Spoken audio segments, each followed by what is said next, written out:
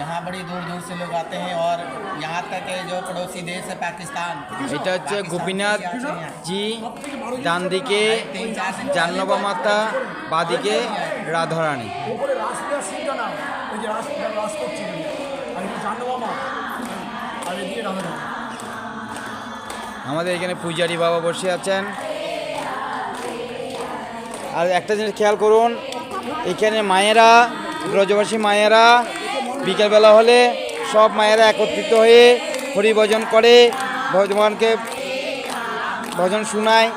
দেখুন মায়েদের,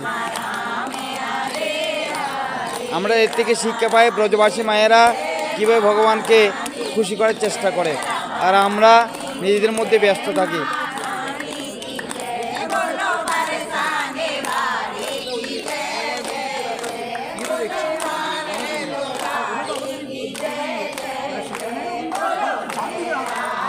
হরে কৃষ্ণ।